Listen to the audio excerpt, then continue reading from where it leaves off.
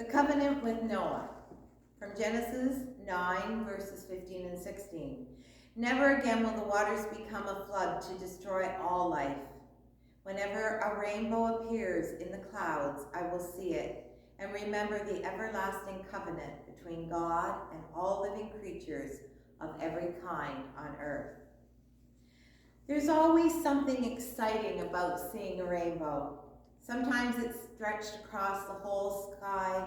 Sometimes you just see part of it. But there's something beautiful, something mysterious, something brief and fleeting. They don't last long. They live in the space between the storm and the sun, what is called liminal space. And the meaning of liminal space is relating to or being an intermediate state, phase, condition, or in between, transitional. In the liminal space, it's also similar to life and death, standing between the sacred and the secular, the mundane and the exciting, the local and the global, the state of in-between.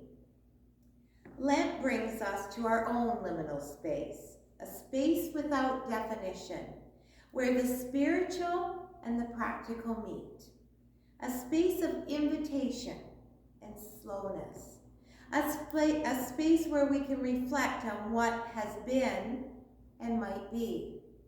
Noah and his family were in a liminal space in the ark. They did not know how long they would spend afloat on the floodwaters or what they would find when the waters receded. While the instructions for building the ark had a lot of details, weathering the storm and rebuilding afterwards didn't come with a handbook.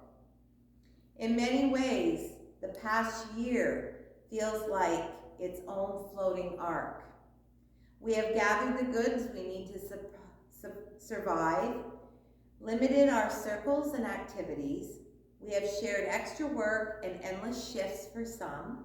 We have done our best to keep residents and patients comfortable in nursing homes and hospitals, looking out through the porthole of our screens. In these months, we have caught a glimpse of how Noah's family must have felt, cooped up, tired of having no place to go, utterly exhausted by the demands of everyday life on a floating zoo. In the end, God gives Noah a rainbow as a promise that the world will never be destroyed again. While rebuilding after devastation is hard, it does not come without loss. So too, a rainbow does not exist without rain.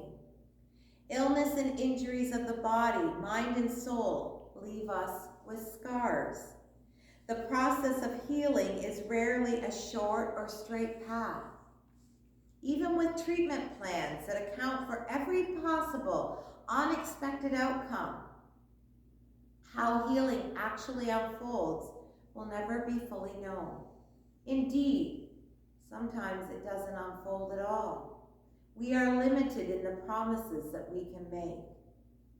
The deepened prayer of Lent allows us to bring our fears and challenges to God, who cherishes our most guarded questions and worries, frustrated and tired. We have so many of them. How long will some have to work from home? How soon can I get another nurse on the floor? How can I keep the residents' spirits up? Will we ever be able to worship the same again? Will I survive this? Will people take the vaccine? Why is God letting this happen? We do not know the answers to most of our questions. However, we do have God's promise to be with us and the knowledge that God's promises are not ours. God makes a covenant with Noah, but also with his descendants. God does not promise that there'll never be another storm. God does not promise that storms will not come without cost. Rather, God promises that all all will not be lost, and there will always be life after the storm. The existence of a rainbow, born out of the sun and the storm, that has unique beauty. It looks different each time, and it is only visible from that liminal place between the sun and the storm. I've always marveled at rainbows, and even though I know rationally it's just the refraction of light through the micro water droplets, the fact that a full spectrum of color appears gives me a more spiritual experience and an inward sense of God's presence. Remember, no matter how hard we may try to chase them, rainbows are elusive.